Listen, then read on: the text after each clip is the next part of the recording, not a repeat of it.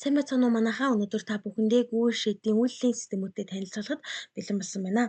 За хамгийн түрүүнд Files ерөнхийдөө өмнө шинээр sheet нээх эсвэл өмнө орж байсан, ашиглаж байсан sheet рүүгээ орох, мөн найзуудтайгаа хуваалцах, татаж авах гэх мэт зүйлсүүд энэ Files-д байдаг бол эдийн copy paste.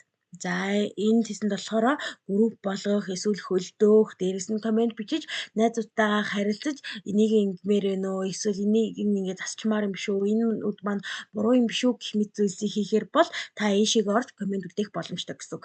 За insert гэсэнд маань шинээр мөр оруулах. За тэгээд дээрэс нь график оруулмаар байвал та insert-ний чартыг сонгоод үүнээсээ график оруулж болно.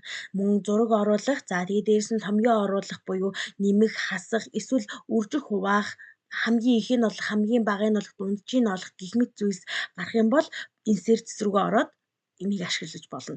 За формат гэсэнд болохоор дэм за тэгээд дээрэс нь ерөнхийдөө формат гэснээс та цаг болон тухайн өдрөө сонгож оруулж өгөх боломжтой. За тэгээд дээрэс нь текстээ бүдүүрүүлэх үү, багасгах уу, эсвэл голлуулах уу, хоёр талаас нь шахаж өгөх үү гэдгээ та формат гэснээсээ ашиглаж болно. За дата тест маань ер нь бол дата цэвэрлэх, за тэгээд өөр шинээр дата оруулах уу, эсвэл групп болгох уу гэх мэт зүйлсийг та дата тест-нээсээ сонгож болно. За өнөөдрийн та бүхэнд өгсөн энэхүү мэдээлэл маань таалагдсан гэдэгт итгэлтэй байна. Дараагийн мэдээллээр дахин уулзцаая.